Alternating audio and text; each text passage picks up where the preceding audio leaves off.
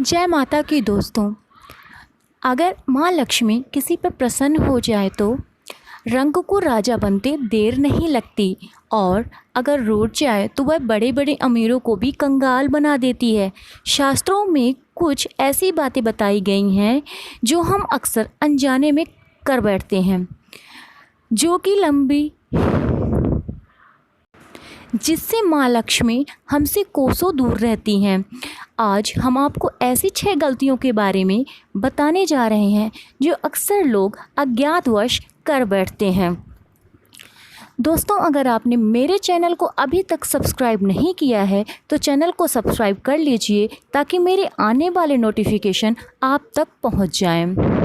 अब हम आपको बताएंगे पहली गलती के बारे में, सूर्योदय और सूर्यास्त के समय सोना।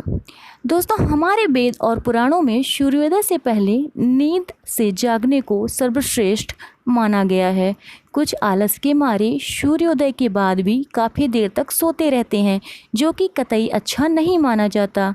वहीं कुछ महान ऐसे भी होते हैं जो कि पूरा दिन आराम नहीं करते और शाम को लेट जाते हैं।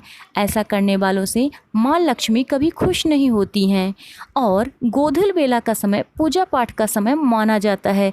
इस वक्त सोना या लेटना अशुभ माना जाता है। नंबर 2 पे आता है चंदन घिसने के बाद ऐसा काम नहीं करना चाहिए। कुछ लोगों को देखा जाता है कि चंदन घिसने के बाद सीधे भगवान को अर्पित कर देते हैं। यह चंदन लगाने का सही तरीका नहीं माना जाता है। आपको पहले चंदन को घिसकर किसी तांबे के पात्र में रखना चाहिए, फिर भगवान को लगाना चाहिए। शास्त्रों में भगवान के श्रृंगार के संबंध में यही नियम बताया गया है। नंबर 3 पे आता है रात के समय बाल काटना या बनाना। रात के समय बाल व नाखून काटना बहुत अशुभ माना जाता है। मान्यता है कि रात के समय बुरी शक्तियां सक्रिय हो जाती हैं और इसलिए रात के वक्त बाल और नाखून काटने से आपके ऊपर गलत प्रभाव पड़ सकता है। वहीं माँ लक्ष्मी भी ऐसा करने वालों से नाखुश होती हैं और आपके पास धन की कमी होने लगती है। इसलिए अगर आप ऐसा करते हैं तो करना छोड़ दीजिए। चौथे नंबर पे है भोजन को बीच में छोड़कर उठ जाना।